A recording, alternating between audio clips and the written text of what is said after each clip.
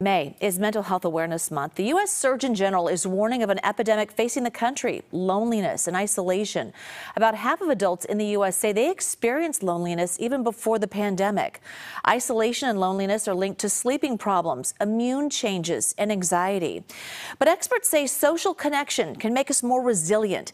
And here in the Bay Area, Sonoma County Board of Supervisors and health officials are giving community members a space to talk about the state of mental health where they live. Here's John Ramos. There is an epidemic of mental illness in this country these days, and if you ask the people who have to deal with the consequences, it becomes clear that everyone is affected by it. Loneliness is really epidemic. You know, people are reacting to life differently these days. You know, it does seem like there's been this increase in pressure in modern living. It may have seemed like a dry topic, a community forum on mental health.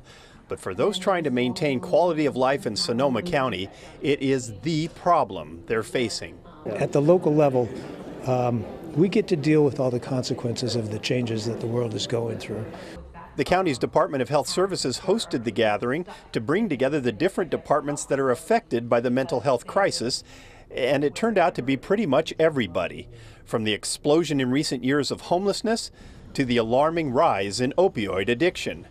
From crime to teen suicide, it feels like every aspect of normal life has been turned upside down, and most point to the pandemic as the catalyst. And there was so much loneliness. That's one of the things we're learning here in these panels, is the impacts of loneliness and isolation that we saw that had such impacts on our mental health. That has especially been true for young people.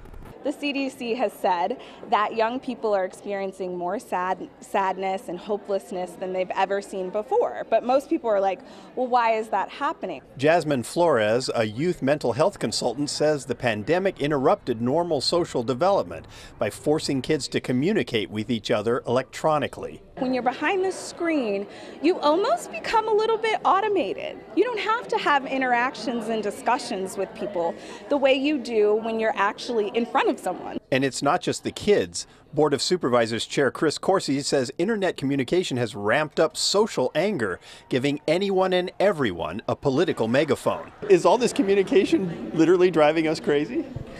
It's a good question. I don't think that it's driving us crazy, but it's making people more anxious. It's making people feel differently about themselves and about the world.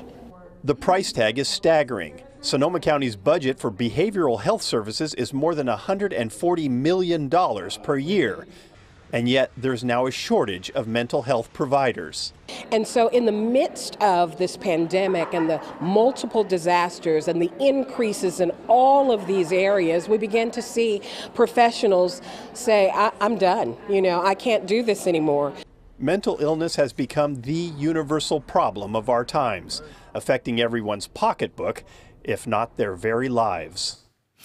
Please remember, if you or a loved one are struggling or have contemplated suicide, you can call or text 988 to talk to a crisis counselor 24 hours a day.